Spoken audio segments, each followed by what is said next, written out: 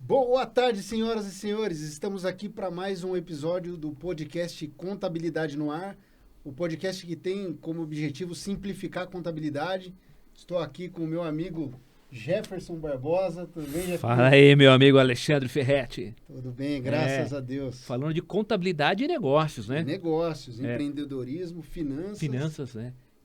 E por falar nisso, no episódio de hoje, a gente tem convidado aí? Especial. Opa, quem tá aí Estamos aqui comigo? com o nosso amigo Eduardo Vian, um parceiro já de longa data. Opa. Vian, obrigado por ter aceito o convite. Vian, fala um pouquinho aí da sua trajetória. Legal, poxa. Primeiro, o agradecimento é meu, uma honra estar aqui com vocês e poder partilhar aqui um pouco de conhecimento, de experiência. E basicamente, assim, minha trajetória, ela começou no mercado financeiro, né? Eu fui estagiário, depois trainee de banco e depois eu migrei para o universo de consultoria, né? Basicamente me especializando em modelagem financeira. E desde então eu realizei aí mais ou menos uns 150 projetos de modelagem financeira para médias empresas, né? O segmento middle que a gente fala, que normalmente são empresas que faturam aí de 10 a 300 milhões, na grande maioria. Então é o perfil de cliente que eu atendi na minha carreira. E especificamente nos últimos anos, 7, 8 anos, mais focado em M&A, né? Fazendo o buy side. Buy side é quando você atua pelo lado comprador, né? E aí nesses últimos anos eu participei aí na liderança aí de 13 transações de aquisições. Então tem bastante história aí, experiência aí para a gente partilhar e bater um papo hoje aí. Obrigado. Obrigado. Pera lá, então o tema de hoje qual é? Valuation. Nome bonito, hein, cara? Nome bonito. Mas será que vale alguma coisa? Puxa vida, hein? É. Esse aqui é o podcast de milhões, hein? Edu, o que seria o valuation? Valuation é a tradução de avaliação, né? Em inglês. E basicamente valuation, quando a gente fala de valuation, a gente está falando em determinar qual que é o valor de uma companhia, né? E que acaba sendo necessário em muitas situações, né? Não só na situação em que uma empresa vai ser vendida, né? Em que aparecer investidores interessados, em que por não ter sucessão o fundador decide vender a companhia e passa a procurar interessados, enfim. Mas também é bastante utilizado em outras situações, seja para a entrada de um novo sócio, né? Então, puxa, vai entrar um novo sócio. Pô, qual que é a avaliação para esse novo sócio entrar? Ele vai entrar aportando capital? Com que percentual ele vai entrar? É usado também em dissolução de sociedade, né? O que acaba sendo muito comum. Eu tenho feito bastante trabalhos nesse sentido. Que, sei lá, o sujeito faleceu, veio a óbito e aí o espólio, a viúva, o viúvo acaba querendo sair do negócio, né? Até mesmo em briga de sócios, né? E, puxa, quanto vale, né? Então, o valuation é bastante usado nessas situações. Ele também é uma ferramenta de gestão, né? Então, tem executivos que gerem as companhias com gestão baseada em valor, que basicamente assim, puxa, eu estou criando valor na minha gestão? A minha empresa hoje vale mais do que valia um ano atrás? Você sabe que quando você tocou nesse ponto de executivo, né? E é muito comum, né? Já atuei em empresas de capital aberto, em que o executivo fala assim, ele sai da empresa e fala assim, olha, quando eu entrei na empresa, a empresa valia X.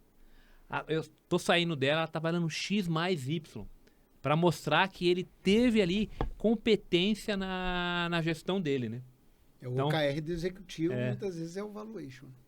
Sim. E assim, e até para te dar um exemplo, né? Se você pegar uma companhia que há um ano atrás, ela tinha lá X reais de receita, e um ano depois ela passou a ter 1,2x reais de receita, ou seja, ela cresceu 20%, né? Manteve as margens, então por lógica, ela está tendo mais lucratividade. Porém, o valuation pode ser menor, influenciado por alguns fatores. Uma componente muito sensível e que influencia o fluxo de caixa é o que a gente chama de capital de giro. Mas não é aquele capital de giro de banco, né? Assim, muitas pessoas não têm esse... Não é o hot money, é o capital de giro. Que é basicamente o que a gente chama de usos e fontes de recursos, né? O que são usos de recursos? É o dinheiro da empresa na mão de terceiros. Então, se você pega, por exemplo, contas a receber, quando você dá prazo para o teu cliente pagar, me paga em 30, 60 e 90. É dinheiro teu que está na mão do teu cliente, né? Quando você tem lá um determinado nível de estoque, é dinheiro da empresa parado, imobilizado em estoque, até que aquele estoque se converta em venda, em produto para ser vendido e tudo mais. Então, isso é o que a gente chama de usos, né? Onde a tua atividade está usando o capital. E tem o que a gente chama de fontes, que é, por exemplo, o contas a pagar, que é o dinheiro do fornecedor na tua mão, né? O dinheiro de terceiro na tua mão. A diferença disso é o nível de capital de giro que você tem. Então, dependendo do ciclo financeiro que você tem, você vender mais pode impactar negativamente o teu caixa. Eu até brinco que é possível você quebrar uma empresa mesmo vendendo mais e tendo rentabilidade, se você não tiver funding suficiente para financiar o capital de giro que o crescimento traz. Então, se, por exemplo, se nesse exemplo, se a gente pegar um ano atrás, em que a empresa tinha uma receita e um resultado 20% menor, mas ela tinha um ciclo financeiro muito melhor, e aí chegou nesse ano, eu cresci vendas, só que eu aumentei muito o meu estoque, aumentei muito o meu contas a receber, consequentemente eu elevei a minha necessidade de capital de giro, com isso eu tenho menos fluxo de caixa. Então, quando você faz a gestão baseada em valor, na verdade você acaba olhando todas as componentes. Então, CAPEX, né, que são os investimentos, influencia na geração de caixa. E a gente já vai falar aqui dos métodos, né? Porque, assim, um dos métodos de avaliação é o fluxo de caixa descontado. E esses itens e essas coisas que eu estou trazendo de exemplo, elas influenciam na geração de caixa. Então, se eu tenho menos geração de caixa, eu tenho menos valuation, né? E o contrário também. Cara, olha que espetacular. Porque é o que você falou. Se o cara fizer a gestão baseada ali nas demonstrações financeiras, ele pode ter um ativo circulante maior do que o passivo. E ele fala, pô, tá vendo? Eu tenho mais liquidez. Mas é mais necessidade de capital de giro. Sim, no crescimento, essa liquidez, no crescimento, ela impacta teu caixa. Impacta o caixa. Então, vamos só recapitular aqui, acho que o pessoal que está nos acompanhando aí, ó, para entender as aplicações do valuation, né? Então, o Edu chamou a atenção aí em situações aí de transição, né? De sócios, né? Um sócio está saindo, o sócio está entrando, né? Um sócio faleceu e aí o espólio, as pessoas que ficaram ali com a herança querem tomar alguma decisão. Mas tem um tópico que você não chamou atenção, que é também fazer investimento em bolsa, né? Alguns investidores usam a metodologia, o valuation de uma empresa para saber se ele pode investir ou não. Sim, aí você vai para a análise que a gente chama de fundamentalista, né? Porque quando você fala de aplicação em bolsa, você tem a vertente da análise técnica e a vertente da análise fundamental. E quando você fala de análise fundamentalista, você está olhando para cenário macro, você está olhando para a estratégia da companhia, para os executivos que estão lá, para o plano que eles estão apresentando, né? Porque a hora que você pega a conjuntura de mercado e leva isso para o teu valuation, então, por exemplo, o cenário macroeconômico é esse, né? Como que essa companhia se comporta nesse cenário macroeconômico. E aí, a hora que você faz a modelagem financeira disso para levar a geração de caixa que ela vai ter, você está analisando ali de forma mais qualitativa, né, e fundamental a avaliação daquela companhia. E aí essa avaliação, comparada com a avaliação a mercado, cotada em bolsa, você vai ver se essa empresa está subavaliada ou superavaliada, na tua Perfeito, opinião. Apesar que eu costumo dizer que, assim, valuation, principalmente por fluxo de caixa descontado, e aí voltando aqui, falando um pouco dos métodos, né? Quando a gente fala de valuation, basicamente a gente tem 3 métodos de avaliação principais. A gente tem o primeiro, que é a avaliação patrimonial, que a gente está falando do balanço, né? Quando a gente pega e olha ali para o patrimônio líquido. Que é o chamado book value, né? Isso. Assim, qual que é o desafio desse tipo de avaliação? Primeiro, a gente tem um desafio que, principalmente a média empresa, a depender do regime fiscal que ela está, ela não tem a obrigatoriedade de publicar balanço. Então, muitas vezes, ela não tem as informações ali contábeis de forma estruturada, né? Na minha experiência também, a gente vê que o empresário de middle, né, esse médio empresário, muitas vezes tem ali a sua contabilidade, né, ali para buscar uma eficiência fiscal, né, uma eficiência de crédito. Muitas vezes aquela demonstração financeira não reflete exatamente a realidade gerencial da companhia. E, além disso, a gente está falando de uma foto. Então, pensa o seguinte. Eu posso ter uma empresa com um patrimônio líquido maravilhoso, que vinha muito bem, mas que perdeu os 3 principais clientes que representam 50% da receita. Então, assim, a hora que eu olho para o patrimônio líquido, está excelente. Só que o futuro daqui para frente é um desastre. Vai consumir todo esse patrimônio. E o inverso também, né? Puxa, pego uma empresa que vem ali sofrendo, ou que vem até mesmo de um PL negativo, poxa, fechou um contrato e se reprofissionalizou, né? E, puxa, está super lucrativo agora, só que esse resultado ele vai acontecer daqui para frente. Então, se eu for avaliar e olhar para esse patrimônio líquido que está prejudicado, também não reflete a realidade atual da companhia, né? Então, a avaliação patrimonial ela não é tão utilizada num contexto de negociação, né? de avaliação, a avaliação justa do ativo. O segundo método de avaliação é o que a gente chama de múltiplos de mercado, que basicamente é determinar um múltiplo para uma proxy. Então, por exemplo, o que é muito comum, né, é a gente ouvir falar de múltiplo de receita. Então, essa empresa vale X vezes a receita, né, ou vale X vezes o EBITDA, né, que é o resultado operacional. Tem alguns setores específicos, por exemplo, que tem múltiplos específicos, né? Então, por exemplo, o setor sucro-alcooleiro, a gente fala X dólares a tonelada de cana moída. O setor educacional, X reais o aluno matriculado, por aluno matriculado. Ou seja, são múltiplos que, quando eu aplico essa proxy, eu falo, puxa, olha, é uma empresa que tem 10 vezes EBITDA de avaliação, então EBITDA de 1 milhão, ela vale 10 milhões. Né? Então, isso é o que a gente chama de múltiplo.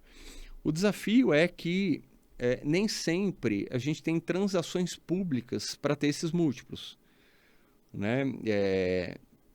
Porque as transações acabam sendo privadas, a não ser que, por alguma razão, elas precisam ser públicas, porque a empresa adquirida foi comprada por uma empresa listada e a empresa listada tem que divulgar fato relevante. Ou uma debenture, né, que as demonstrações precisam ser auditadas, essa debenture foi feita para uma aquisição, e aí você acaba tendo ali algum nível de informação pública disponível. Então, a gente tem esse desafio de ter transações comparáveis, né? Principalmente no mercado brasileiro, que é muito menor que o mercado americano, por exemplo.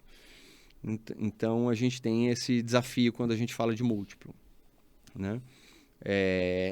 E a gente tem o terceiro método de avaliação, que é a avaliação por fluxo de caixa descontado, que basicamente ela consiste em você projetar o fluxo de caixa futuro e trazer esse fluxo de caixa futuro a valor presente, né? Que é o método mais utilizado, né? Porque, de fato, ele pega as particularidades daquela companhia, né? Então, quando a gente está projetando, né, trabalhando para fazer com as premissas, para fazer essa projeção, para estimar qual que é a geração futura de caixa, você está olhando para o contexto de receita, para o contexto de margem, para o contexto do CAPEX, né, que são os investimentos, o contexto da necessidade de capital de giro, para determinar o que de fato essa empresa teria de geração, expectativa de geração de caixa. Então, olhando os métodos, né, a gente pode até afirmar, assim, da forma como você está colocando, que o melhor método, né, ele é mais robusto, assim, ele é muito mais completo, seria o fluxo de caixa descontado. Sim e não, né?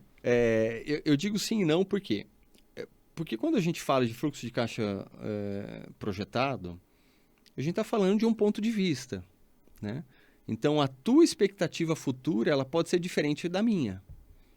Eu posso achar que você vai crescer inflação mais PIB, e você pode achar que vai crescer 10, 15% ao ano. Então, eu costumo dizer que a avaliação por fluxo de caixa descontado, ela é a avaliação de um ponto de vista que eu tenho, né? Ou as premissas que constituem esse ponto de vista. Evidentemente, quando a gente vai construir um valuation por fluxo de caixa descontado, na construção e na elaboração desse cenário, pelo menos o cenário base, eu costumo dizer que a gente tem que definir as premissas 3Cs, né?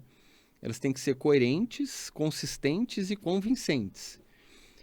Ou seja, precisa dele ter uma coerência, precisa ser razoável, né? Você tem uma receita de 1 milhão. É diferente você crescer 20%, por exemplo, em uma base de 1 milhão, do que crescer 20% em uma base de 10 ou de 100, né? Outra coisa, você olha para o histórico, nunca cresceu a taxas de 15%. Poxa, e daqui para frente, por que eu vou crescer 15%? Não, poxa, fechei um contrato, ganhei uma licitação, ou o que for. Se não tiver uma razão que explique isso, por isso que eu falo que assim, a coisa precisa ser coerente, né? Na hora de elaborar.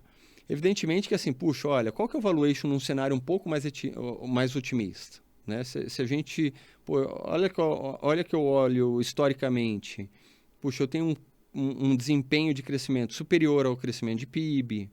Então, para o meu crescimento futuro, vamos crescer inflação mais PIB, mais esse spread que eu tenho de crescimento além de PIB. Isso é super razoável, né? Então, a definição das premissas e do que vai compor essa projeção é o que vai determinar o valuation. Então, deixa eu pegar um tópico que você chamou a atenção aí, de olhar para o passado. Na hora que a gente está olhando o passado, qual que é a principal fonte de informação? A principal fonte deveria ser as demonstrações financeiras, né? E aí eu estou falando de demonstração de resultado e balanço patrimonial, as duas principais. Mas nem todas as empresas têm essas demonstrações. E quando elas não têm, elas precisam ser construídas, né? Ainda que de forma gerencial. Então, muitas vezes, né?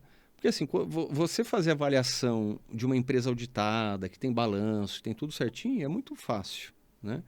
O grande desafio para fazer a avaliação da média empresa, que não é estruturada, não é auditada, é de fato assim, quais são as bases de informação que eu vou ter para definir meu ponto de partida, para começar a projeção a partir disso.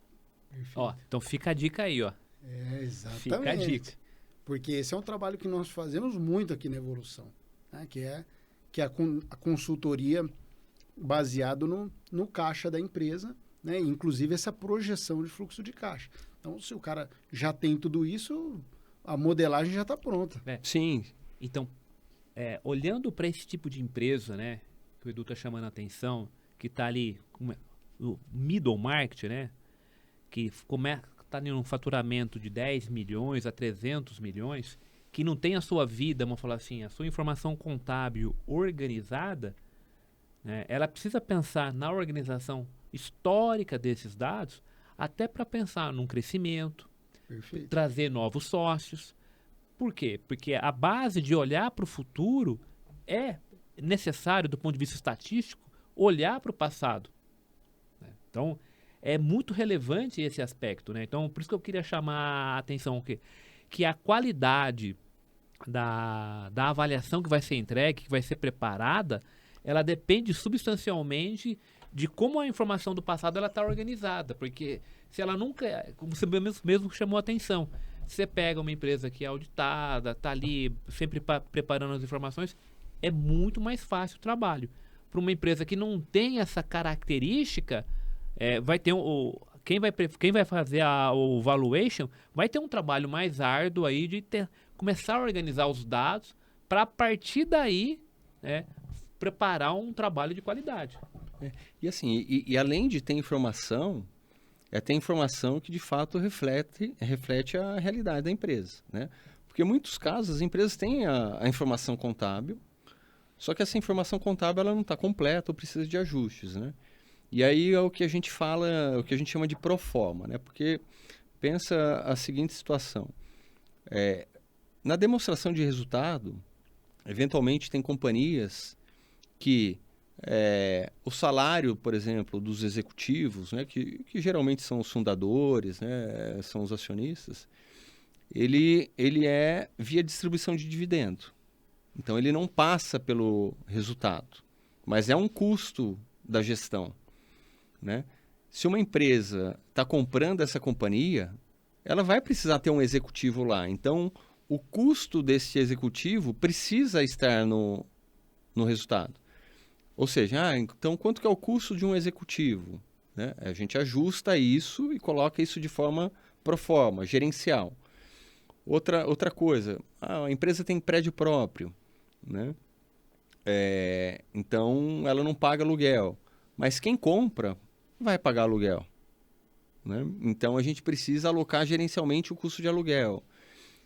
Outra coisa, por exemplo, nesses meus últimos anos que eu comentei, que eu tenho atuado no lado buy side, a gente está no lucro real, né? Então, quando eu compro uma empresa, incorporo essa empresa, eu vou passar a ter a tributação sobre aquela receita, né, e sobre toda a sua estrutura de resultado, sobre o lucro real. Então, na avaliação, eu também ajusto essa diferença de alíquota. Então, um outro ponto também, por exemplo, é comum o médio empresário ter funcionários PJs. Quando uma empresa maior, ou uma multinacional, uma empresa maior, auditada, compra uma outra empresa, geralmente essas estruturas não têm essa mecânica de PJs, né? Até porque, ainda que tenha PJ, a auditoria vai recomendar ali ou vai fazer a ressalva sobre a provisão do risco desses PJs. Então, sim ou sim, por exemplo, lá a gente tem que provisionar se eu tenho algum PJ. Então, quando a gente está olhando para a aquisição de uma empresa, a gente calcula o impacto da seletização desses PJs. Então, olha aqui, ó. Eu falei do diferencial de alíquota, do aluguel, do salário dos donos, né, que passariam a ser executivos, da seletização, que são ajustes que a gente tem que levar para cima do resultado operacional. Então, muitas vezes, e aí é muito importante na elaboração do valuation, ter consciência dessas coisas, porque senão você faz um valuation e não considera isso, consequentemente você vai ter um resultado maior e um fluxo de caixa maior, né, que vai dar um valuation maior. Só que a hora que você vai ao mercado com esse valuation, com essa expectativa, o mercado não vai te olhar dessa forma. Porque a hora que o mercado for comprar a tua companhia, ele vai estar no lucro real, ele vai seletizar os PJs, ele vai ter que colocar um executivo lá. Então é muito importante na elaboração do valuation estabelecer essas bases corretas, fazer essas limpezas nas demonstrações financeiras, né?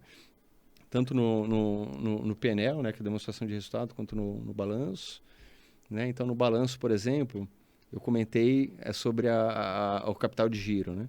Então, se eu tenho saldos, por exemplo, puxa, no balanço ele tem 3 milhões de estoque, mas o estoque real é 1 milhão, se eu não ajustar isso na hora de calcular o capital de giro, o crescimento vai ter um impacto maior, então eu vou ter mais impacto de capital de giro e menos valuation, se eu não ajustar isso. Então, é muito importante fazer essa limpeza, né, nas informações, né, fazer um clean-up nas exato. DFs. É fazer uma pré-due diligence, né? Então, veja só, olha que interessante essa abordagem que o Edu tá dando aí pra gente, né? Então, e a gente está continuando falando da avaliação pelo método fluxo de caixa descontado, que, se a gente olhar do ponto de vista matemático, teoricamente, é uma coisa simples. Colocar lá... O problema é a construção dos dados. Sim. Tá?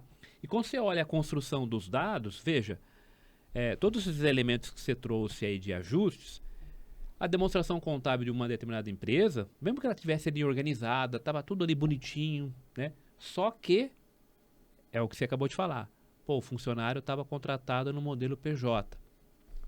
Né? A remuneração dos principais executivos estava lá na forma de receber dividendos, né? Ou seja, tinha uma estrutura, que eu costumo chamar uma inteligência tributária até, para que aquele resultado daquela empresa, daquele negócio fosse melhor. Né? E que na hora que o cara que está negociando, está querendo vender a empresa dele para alguém, precisa olhar e pensar assim, tá bom, se eu estou aqui com um resultado bom, né? Na última linha aqui está dando 20%, né? Mas pera lá, como é que consegue... Como que esse negócio para de pé para numa de outra pé, poxa vida... estrutura, né? Qual que é a inteligência tributária, né? E ainda quando não tem outros ajustes, porque assim, é muito comum também, algumas empresas têm uma estrutura em que ela tem uma empresa no Simples, que aloca os funcionários, porque no Simples não tem cota patronal. Não tem cota patronal, INSS, enfim, né? Só que uma empresa que compra não consegue manter essa estrutura que o empreendedor criou, né? Então, assim, é muito importante na elaboração da avaliação qual que é a avaliação dessa companhia em condições de mercado, né? Para ela estar disponível à venda, né? Então, é importante olhar para tudo isso para o empreendedor não ter ali uma visão equivocada do valor, né? Não, perfeito, porque no final do dia, é como você falou, tem uma questão de subjetividade de quem está avaliando, porque quem vai comprar, quem é que vai comprar? Como é que ele vai operar essa empresa? Ele vai operar da mesma forma ou ele vai operar ele numa outra estrutura? Porque se ele operar da mesma forma, né, aquele resultado com PJ, com remuneração dos principais executivos, por meio de pagamento de dividendos, aquele número pode funcionar bem. Agora, se ela vai operar numa forma diferente, como você chamou a atenção, ela vai ser adquirida por uma multinacional que opera num outro modelo de regulação, né? Num modelo, vamos falar assim, mais tradicional, mais conservador, não vai funcionar essa modelagem. Não vai dar certo. Exatamente, perfeito. Ô, Edu, quais são os fatores que influenciam o valuation? Então, você comentou, receita, cenário econômico, então, Bom, assim, taxa de juros. Como eu comentei... Pensando na turma que tem muita gente que está acompanhando o nosso podcast que é estudante. Sim. Então, o cara fala, valuation, como que a gente pode juntar esses elementos pensando na prática, na elaboração do cálculo? Então, assim, quando a gente fala de fluxo de caixa descontado, né? E aí, o que a gente desconta? A gente desconta o fluxo de caixa livre, né? Que vem antes das dívidas, enfim, ou de fato o fluxo de caixa da operação. O que é o fluxo de caixa da operação? Ele é o resultado líquido que a empresa tem, voltando-se a depreciação, porque a depreciação não tem efeito caixa, que ela está lá no P&L, o CAPEX, que são os investimentos, e a variação do capital de giro, né? Então, o que determina a avaliação, primeiro, é o resultado líquido, e o que sustenta o resultado líquido é crescimento, margens e tudo mais. Então, assim, entender de fato qual que é a capacidade de crescimento que essa empresa tem, né? Condições de alcançar, e evidentemente relacionando esse crescimento com o nível de investimento necessário, que é o CAPEX. Porque assim, se eu tenho uma fábrica que está a 50% da capacidade, em crescimento real, se eu tiver demanda, eu consigo aumentar em 50% as minhas vendas sem necessariamente trazer investimentos significativos para isso. Agora, se eu estou a 100% da minha capacidade e tenho demanda, para eu crescer 50%, eu só cresço se eu fizer investimento. Numa planta nova, enfim, em mais loja, o que for. Então, assim, ter compreensão da capacidade de crescimento que a empresa tem, se existe demanda, se existe capacidade da gestão de atingir determinados níveis de crescimento, né? E evidentemente que este crescimento ele é acompanhado por toda a estrutura de custo que sustenta ele, custo de matéria-prima, o custo do serviço prestado, as despesas gerais administrativas, as despesas com pessoal, custos com pessoal, né? Então, entender a capacidade de crescimento e a margem que isso deixa é um dos pontos. O outro ponto é o investimento, que é o CAPEX. E o outro ponto é o ciclo financeiro do NCG que a gente comentou.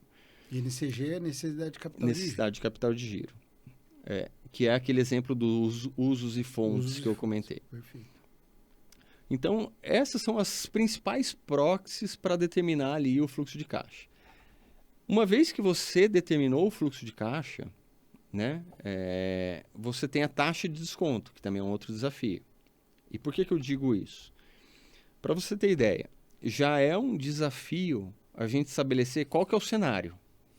Tem todo ali esse conjunto de premissas de crescimento para definir, quanto de negócio essa empresa gera, quanto de caixa essa empresa gera. Uma vez que a gente chegou num consenso dessa projeção, embasada por dezenas de premissas, eu tenho a definição da taxa de desconto, que existe uma metodologia para isso. Não é simples, né? Que é o OC, né? Que é o custo ponderado de capital. E essa taxa ela é composta pelo custo de capital próprio e o custo de capital de terceiros. O que é isso? O custo de capital próprio é o custo do dinheiro para o acionista. O que a metodologia define? Primeiro, compõe uma taxa livre de risco, que se você é um investidor profissional, se você quer colocar o teu dinheiro e não correr nenhum risco, você coloca em tesouro americano, né? Sei lá, vai render lá 4%, ou o que for, né? A gente teve uma alta recentemente, agora deu uma estabilizada. Então, coloca no tesouro americano. Ah, não, beleza, eu estou disposto a correr algum risco. A gente então coloca o prêmio de risco de mercado. O que seria o prêmio de risco de mercado? Tesouro S&P 500, Bolsa Americana, que são as 500 maiores empresas dos Estados Unidos. Que, se a gente pegar historicamente, desde 1929, o retorno médio acima da taxa livre de risco é 6 e alguma coisa, 6,20, 6,19, isso flutua no ano.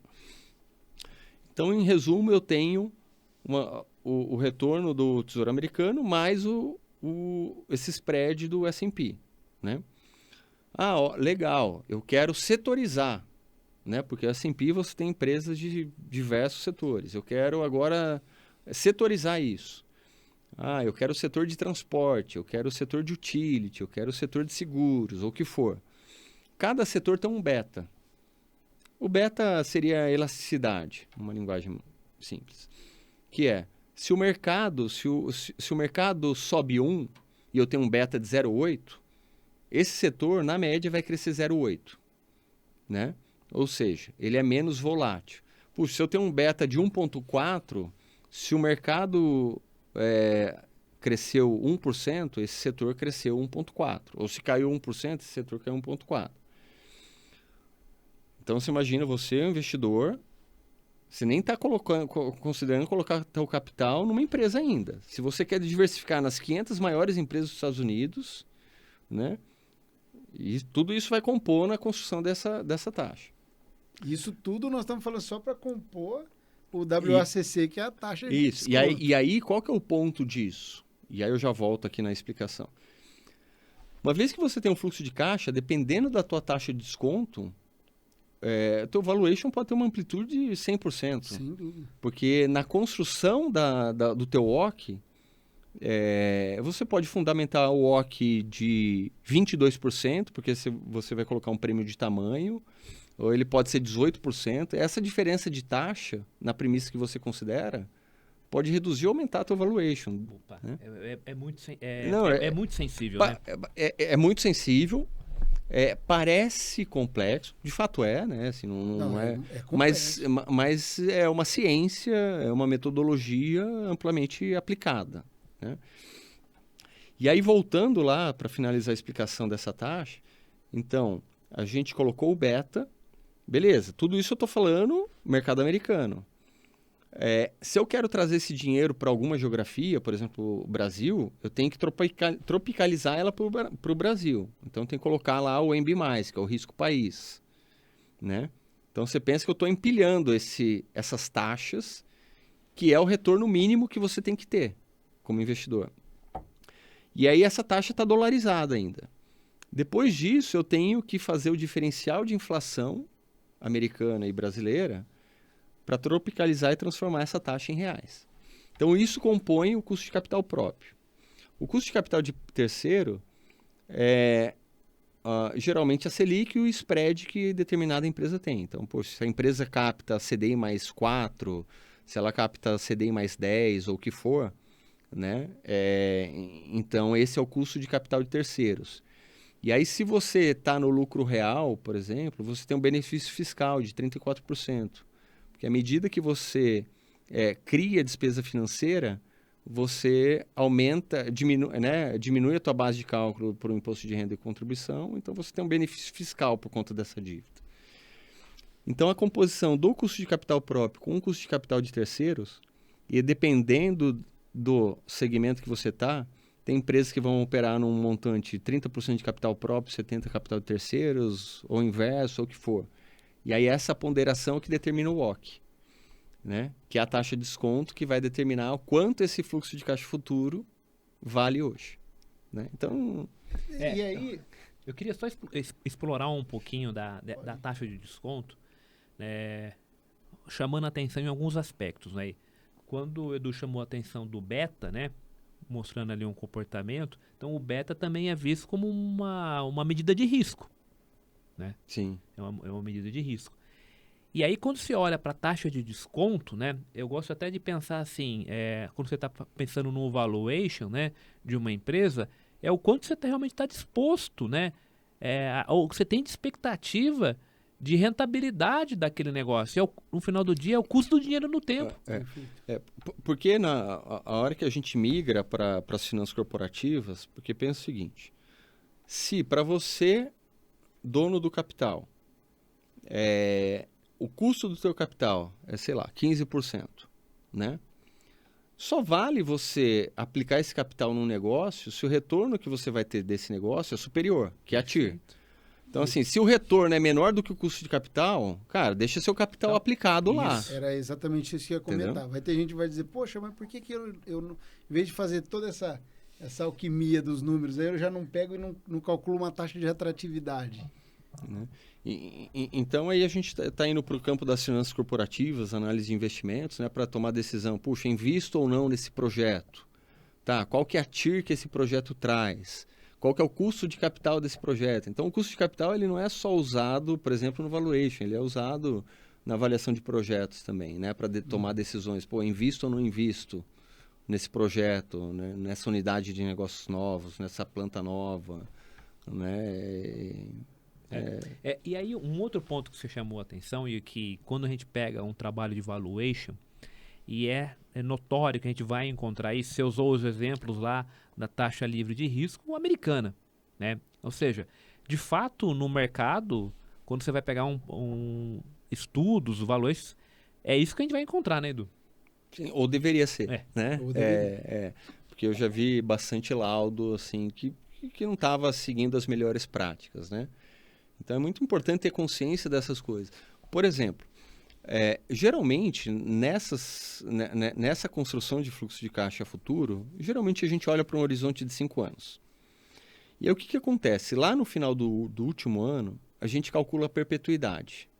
Porque o fluxo não acaba no 5º ano. Essa empresa, ela continua gerando caixa na sua existência, né? A gente fala perpetuidade porque é uma métrica de cálculo. Porque assim, se eu fosse projetar, sei lá, 30 anos, por exemplo, ali depois do 12º, 15º ano, os valores futuros já seriam muito perto de zero.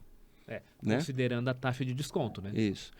E aí o que acontece, por exemplo, lá no quinto ano, quando a gente vai ajustar a base para o cálculo da perpetuidade, é muito comum, por exemplo, e eu já vi muito laudo assim, se você tem uma depreciação maior que o teu CAPEX, então você pensa que você tem lá 1 milhão de depreciação e você tem lá 500 mil de CAPEX no último ano. Você está reinvestindo, né? É.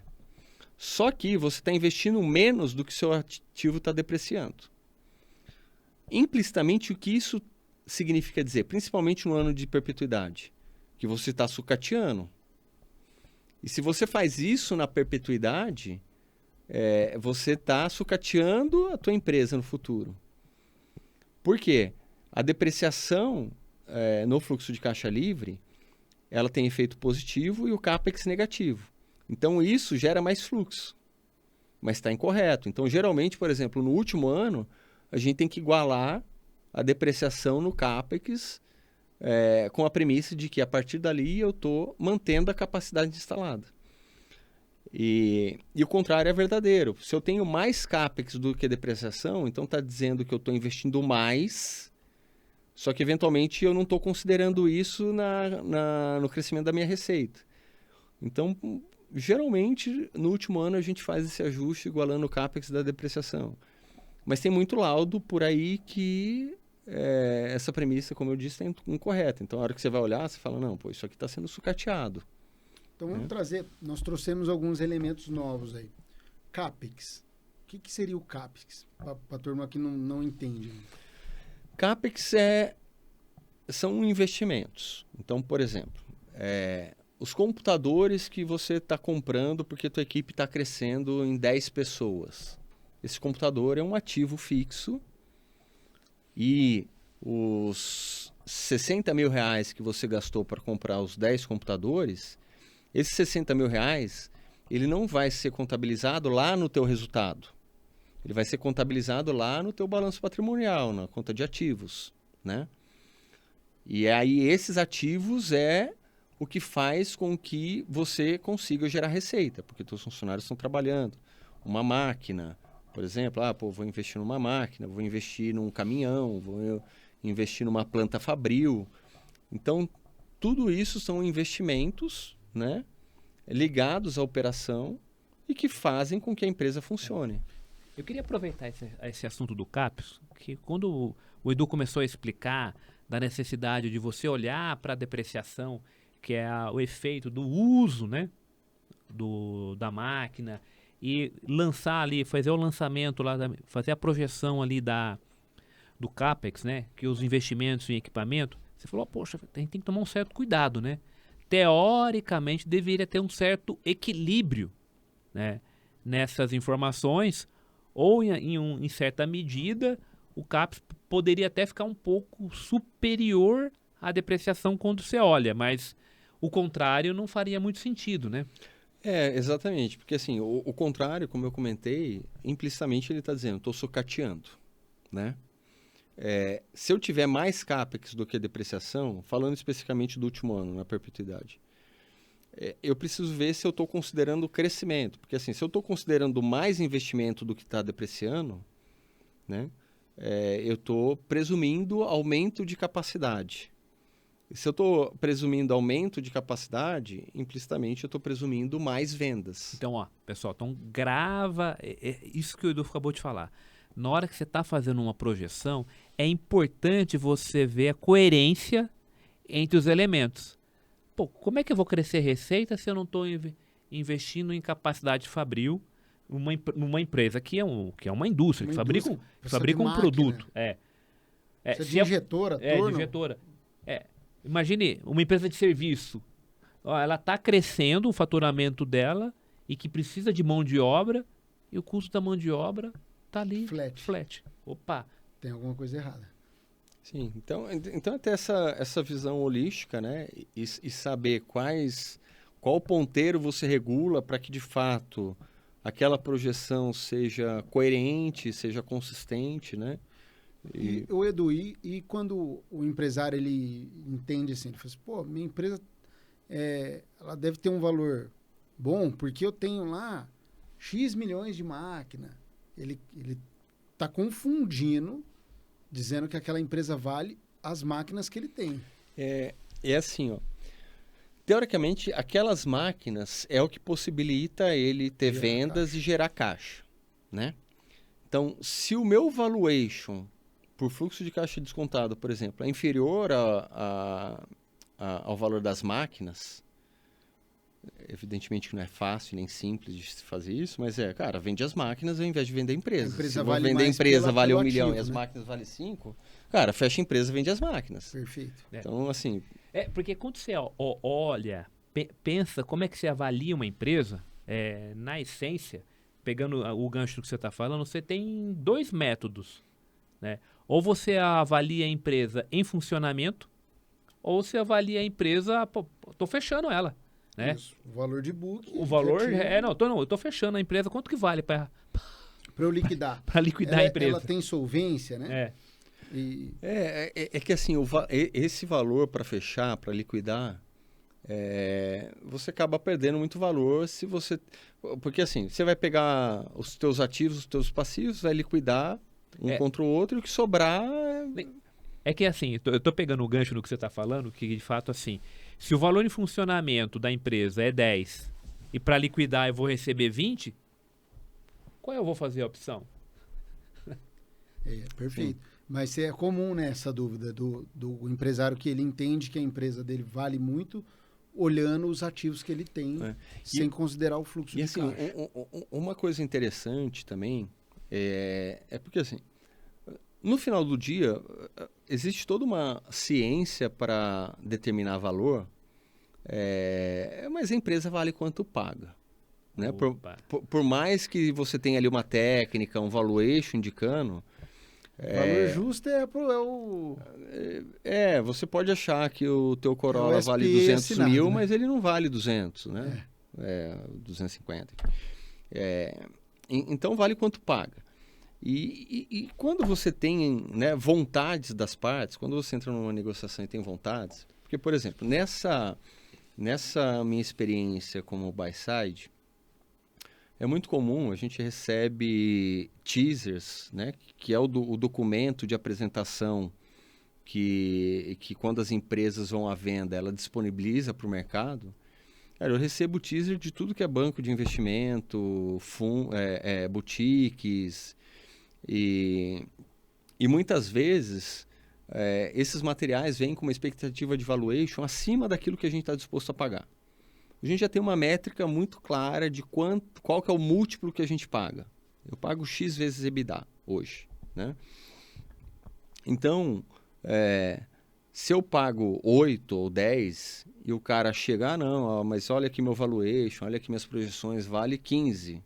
Tudo bem, mas eu não pago 15. Eu pago 8 ou 10. Você quer conversar? Né? Não, é assim. Não, mas é interessante que assim, quando você tocou nessa questão dos múltiplos, né? Assim, a gente olhar exemplos icônicos que aconteceram aqui na nossa economia aqui. Quando o Banespa foi à venda, né, as ofertas que foram colocadas na perspectiva do Bradesco, do Itaú, o Banespa valia X. Mas na perspectiva do Santander, valia muito mais. Então o valor que foi pago na época que o Santander pagou, puta, todo mundo olhou e falou, pô, os caras tão loucos, né? E assim, ó, o que é interessante, né? Nesse contexto, quando você conhece o lado de lá da mesa, porque pensa o seguinte, a gente começou a negociar, né? Você quer vender sua empresa para mim, né? Você quer 12 vezes EBITDA e eu estou disposto a pagar 10, por exemplo. Isso não significa que a gente não vai chegar no acordo. Por quê? Eu posso, na negociação, por meio da estrutura, tentar equalizar isso um pouco para os dois lados. Porque que modelo que eu tenho usado? Que é o modelo de earnouts, né? Então, basicamente, eu pago 10 vezes e vou pagar... Então, sei lá, chegamos num consenso que a avaliação aqui é 100 milhões de reais. Eu vou falar o seguinte, eu vou te pagar 40 milhões na assinatura do contrato e eu vou te pagar 60 milhões em 3 parcelas de 20 milhões anuais. onde essas parcelas vão ser corrigidas pela variação positiva ou negativa da receita, por exemplo. Então, eu estou te dando um estímulo para crescer, né? Que você crescendo, esses 20 milhões vão se transformar em 22, 23, 25, o que for.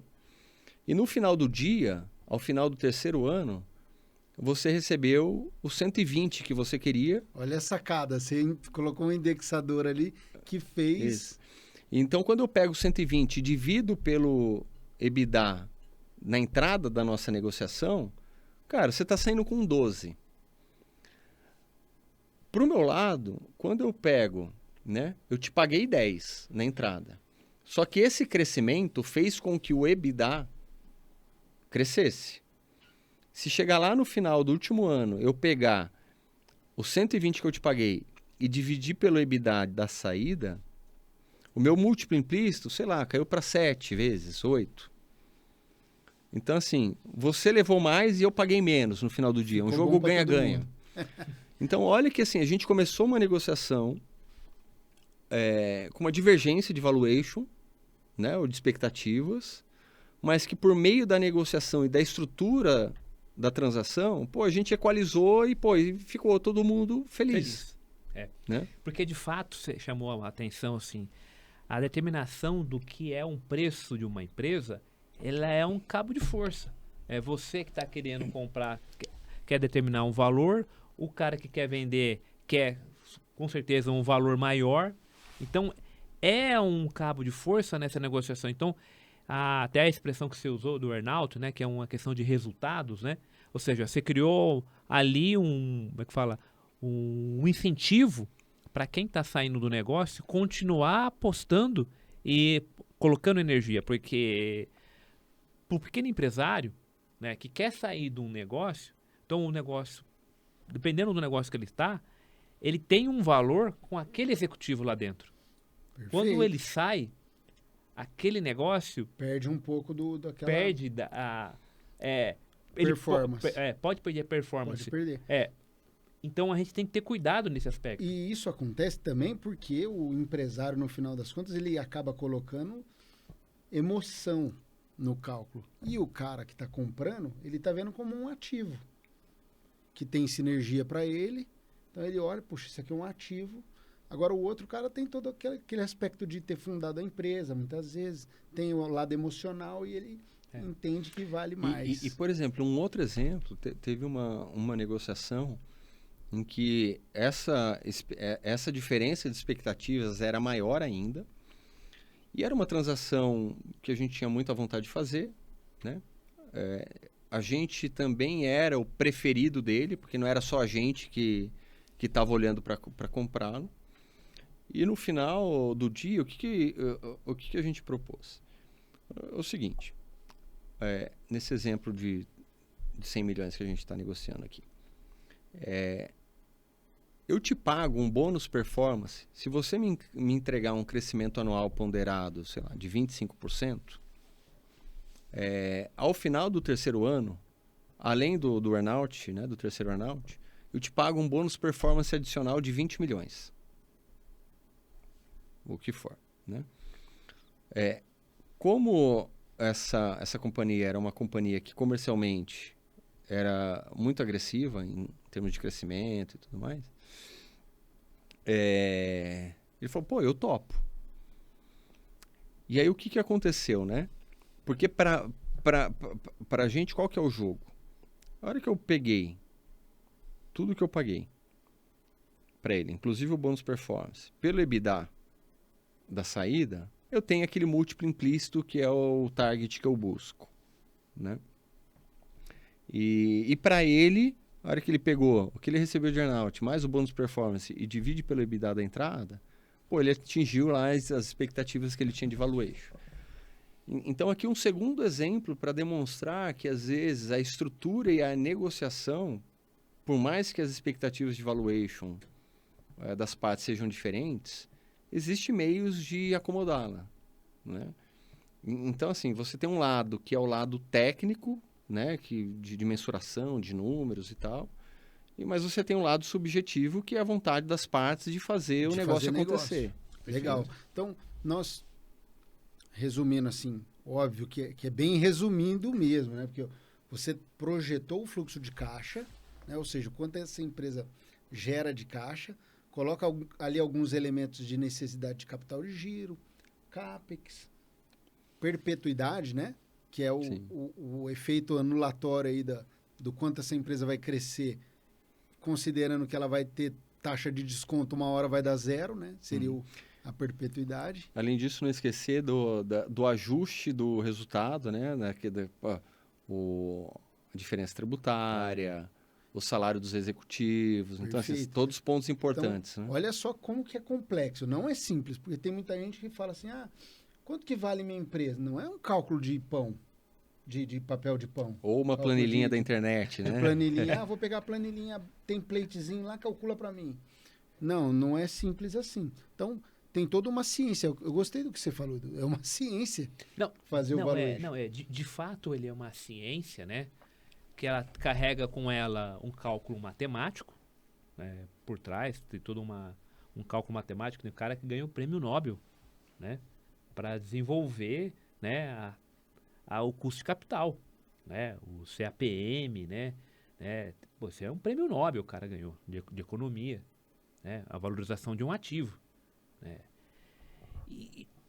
E por outro lado, tem um aspecto subjetivo, né? Um aspecto subjetivo de você ir lá, coletar dado, né? Olhar para o mercado, entender o contexto que a empresa está vivendo, quem são os executivos, né? Então, veja, é relevante esse processo.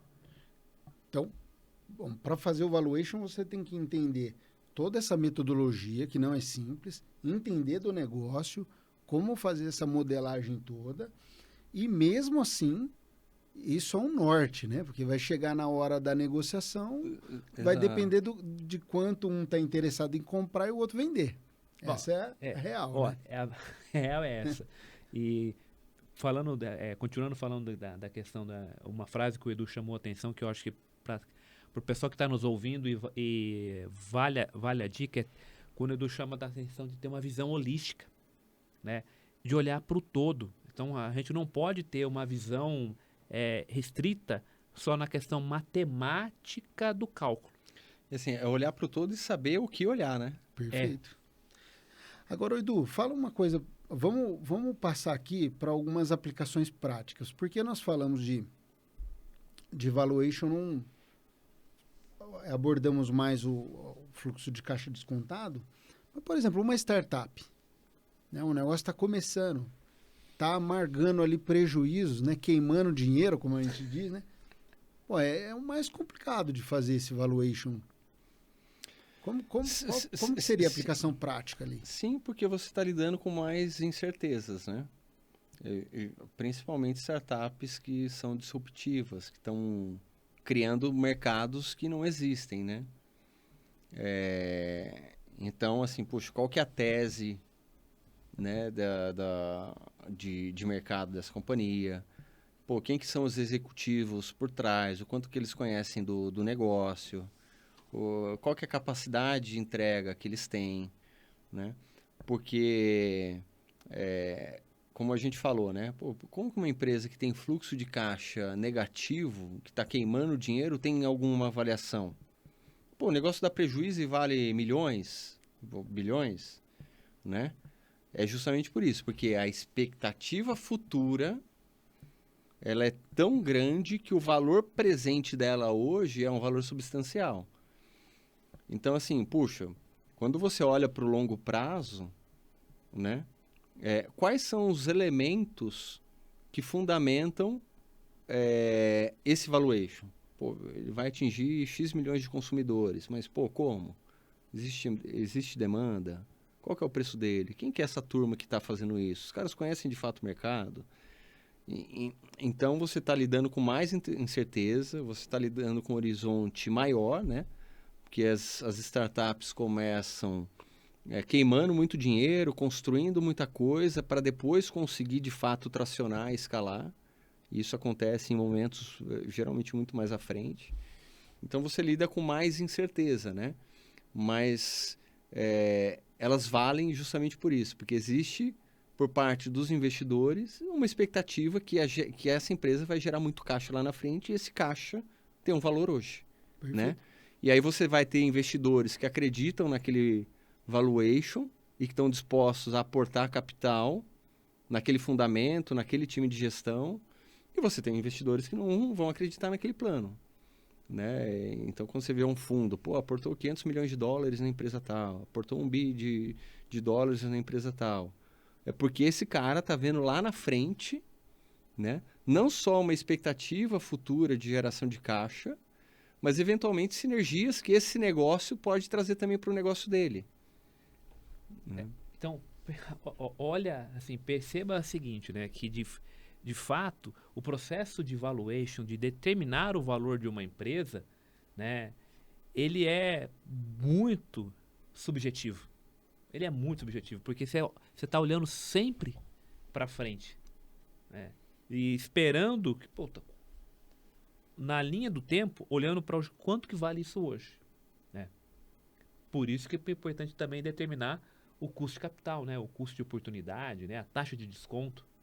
E tem muita gente que vê essas empresas com valuation enorme e ficam até surpresas. Não, mas dá prejuízo. Por exemplo, o Uber, né? Puxa, que vem... Não, você tem inúmeros inúmeros. Empresa de tecnologia exemplos, né? queima muito dinheiro antes na largada. Não só empresa de tecnologia, teve, acho, se eu não estiver enganado, ano passado, ano retrasado, a Rivian, né? Uma montadora, né? Que ia fabricar carros, né? Picapes elétricas. Não tinha faturado, não tinha fabricado um carro, não tinha uma receita, já valia muito mais que a Toyota. Como que isso era possível? Baseado no quê? Na expectativa futura. Sim. E aí as pessoas que acreditam nesse plano, nos executivos que estão lá, na capacidade de entrega disso, só vale porque alguém acreditou e pagou. Isso. Né? Num determinado plano, numa determinada expectativa. Tanto que tem muita startup que o valuation são as próprias rodadas de negócio, né? Então você tem o valuation lá, mas o quanto ela vale muitas vezes eu vendi por X, então aquele passa a ser o valuation que dali para frente, né? Então X% é um ponto de partida. Ponto de partida, né? Por exemplo, um investidor anjo ali, né? Então você imagina, eu tenho uma ideia de negócio, vem e te apresentou o Ferretti. Tem essa ideia aqui, o que você acha da gente montar um sistema de valuation online? Né? Não, Edu, legal, tal. Eu quero ser seu sócio. Quanto você precisa de dinheiro? Né? Ferretti, preciso de 100 mil reais. E estou disposto a te dar 10% do negócio. Né? Beleza, eu topo. Qual que é o valuation? 1 milhão. Se você dividir os 100 mil por 10%, você tem 1 milhão de valuation. Então, assim, é um negócio que não existe, né? Mas se você se dispôs a entrar com 100 mil reais por 10%, então o valuation está dado. Perfeito. Por exemplo, né? Num exemplo desse de startup, de um negócio que ainda não existe, enfim. E evidentemente que você está colocando 100 mil reais, isso eu fiz esse exemplo simples só para converter o valor do aporte versus participação, o que eu tenho de valuation implícito. Perfeito. Mas você só colocou 100 mil reais porque você acredita que esses seus 10%, talvez daqui 3 anos, ou você vai ter um retorno através de dividendos que esse negócio te geraria, por exemplo. Então, você vai ter lá o famoso payback, né? Depois de 24 meses, 38, o que for, eu vou recuperar esse investimento. Além disso, né, e quem entra nesse jogo de investimento em startups, qual que é a expectativa? Que na próxima rodada, né, porque hoje eu entrei a um valuation de 1 milhão. Aí você imagina que daqui 1 ano e meio, o negócio foi crescendo, foi ganhando tração, você foi lá, buscou uma nova rodada de negócio e falou, você não quer investir 1 milhão de reais por 10%? Aí você acha um investidor ou seja, seu valuation foi para 10. Aí o Ferretti vai falar, eu entrei com 100, né? O valuation tenho 10%, o valuation foi para 10 milhões, então, cara, o meu 100 virou 1 milhão. É isso aí. Né? É isso aí. Então, você está olhando pro equity, né? Para geração de riqueza. Você não está olhando para o retorno né? Na verdade, o teu retorno de investimento é quando você realiza a venda da tua participação que você investiu, Perfeito. né? Saindo num valuation maior. Agora, Edu, pensando no futuro do valuation, assim, e Até tecnologia. pegando o exemplo que ele né? deu, né? Da inteligência artificial. Pensando criar... exatamente. A inteligência artificial, ela tem... Como que você tem visto? Tem ou terá um impacto muito grande? Na minha visão, sem dúvida, né? Até porque, assim, se você pegar esses modelos de linguagem, aí podemos falar da ChatGPT, Claude AI, o Gemini e tantas outras, né? Cara, você pega um ChatGPT, eu não sei quanto agora, mas assim, por alto, acho que o modelo anterior seria equivalente a um QI de 180. Se eu não me engano, eu acho que o QI de Einstein era 160, enquanto o do humano médio é 90 e tantos. Então, você pensa o seguinte, que você tem alguém com QI absurdo, que se você souber dar contexto para ele, cara, você tem um gênio trabalhando para você. Então, imagine que você tem um super inteligente, mas você tem que explicar para ele como se fosse uma criança de 3 anos. Então, você entender os fundamentos da IA e como pedir e como utilizá-la, sem dúvida, isso vai transformar muito. Então, por exemplo, até saiu um estudo, eu vi, depois eu posso até levantar isso e você colocar no link aqui, que eu não sei que universidade nos Estados Unidos fez um teste para que a IA prevesse os resultados futuros de companhias abertas. Se eu não me engano, ela foi 60% superior ao resultado dos analistas. Né? Então, se você dá o treinamento e o contexto correto para ela, né? Você tem ela ali atuando de forma muito eficiente. Além disso, né, quando você olha para os sistemas, né, porque você tem vários níveis. Né? Você tem esse nível muito simples, que é a utilização do chat, né, do chats em si, mas que já é super poderoso. E você tem também, por exemplo, se a gente for pensar, puxa, o valuation vai continuar sendo feito em Excel? Eu não sei. Né? Eu sou apaixonado pelo Excel. Somos, né? Mas, por exemplo, do Excel. Todo esse assessment, porque se eu treinar uma IA, modelo de linguagem, ou treinar um agente, com todo esse conhecimento que eu tenho, eu posso colocar um chat, né? E hoje em dia já tem até a reprodução de voz e vídeo, né? Simulando você, entrevistando um empresário e coletando todas as informações. Pô, me conta do teu negócio. E a IA vai desenvolvendo, então você pensa o seguinte, eu posso ter uma IA que vai fazer todo o assessment para coletar os dados, para interpretar esses dados e, por exemplo, para me subsidiar de informação. Pô, Edu, baseado na entrevista com o Ferretti, o que ele falou do segmento dele assim, assado, o segmento se comporta dessa forma. Então, eu posso ter uma IA que vai fazer todo o assessment, por exemplo. Eu posso ter uma IA que vai pegar esse assessment, alimentar o meu sistema, né? E aí eu posso fazer isso via conexão API. Então, assim, cara, a IA está revolucionando absurdo. Pegando o gancho do Edu aí, eu diria o seguinte, que de fato ela vai economizar bastante tempo nosso, laboral, né, de parar, olhar, e a gente vai precisar entrar muito mais no refinamento, né, dos dados e entender ali os cálculos, né? Então, com certeza, ela vai revolucionar. Com certeza. Aliás, vai não, ela já está, né? Já está revolucionando. A gente pode até pensar depois, é um tema que eu tenho estudado bastante, em até fazer um outro podcast para falar de IA em finanças, né? Bom Então, tema. por exemplo, se você pegar o chat GPT, tirar foto de um balanço patrimonial e pedir para ele fazer uma análise, né? Cara, talvez você vai ter uma análise muito superior a que um analista teu faz, né?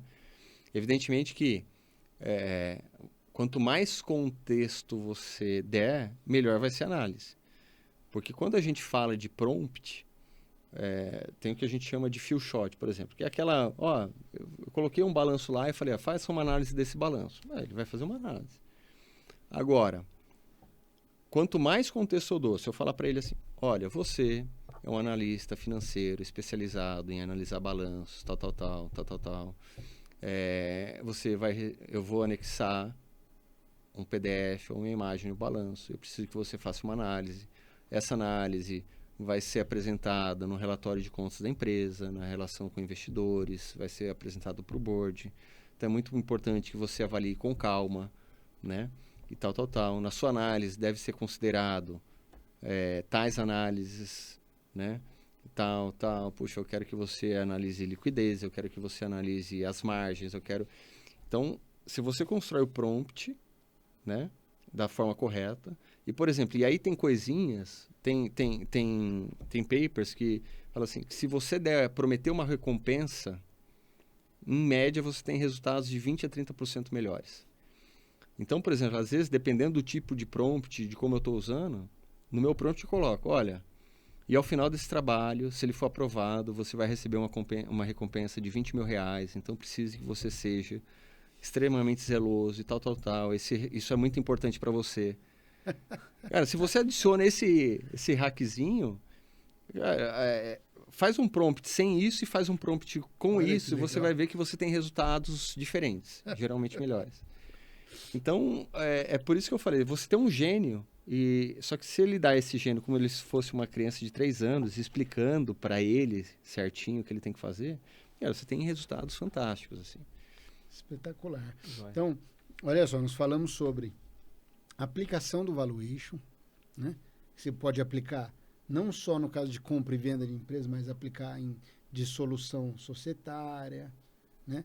No caso da gestão, para setar ali os objetivos da gestão. Então, você tem várias aplicações. As formas de se fazer o valuation, fluxo de caixa descontado é o mais usado. Não quer dizer que seja o melhor, depende da aplicação, né? Então, mas é o mais utilizado. E falamos também sobre os elementos, né, que compõem essa mistura aí, necessidade de capital de giro, projeção.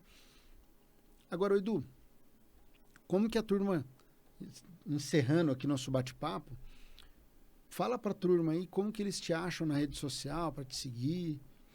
Eu tô meio out das redes, né? Então, assim, eu tenho Instagram, mas acho que não acesso há meses ou talvez anos. Nem lembra a senha, mas... Não. Mas, basicamente, eu tô no LinkedIn, mas também não sou muito ativo no LinkedIn, mas acho que meu LinkedIn é Eduardo Vian.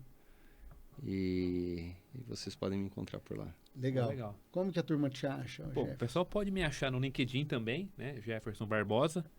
Também pode me achar no Instagram, né? Então lá, Jeff de Paula Fernandes Barbosa, né? É grande pra caramba, né? Mas me acham fácil lá, tá? E eu também estou no LinkedIn como Alexandre Ferretti, no Instagram, Facebook eu uso muito pouco também, mas tá lá como Alexandre Ferretti. E a Evolução, que é a grande patrocinadora desse podcast, ela também está no LinkedIn, no Instagram, onde você pode achar ali os cortes desse episódio. E esse episódio também está no Spotify e no YouTube como Contabilidade no Ar. E que eu queria agradecer a grande patrocinadora desse podcast, que é a Evolução, que é uma empresa que está apta para fazer tudo isso que nós falamos aqui hoje, né? Que é o valuation. Então, se você tem interesse em saber o quanto a sua empresa vale, não só para negociar, mas para poder ter uma ideia de ponto de partida, para gerir o seu negócio, isso é um excelente trabalho e E com certeza uma hora você vai precisar. Com certeza.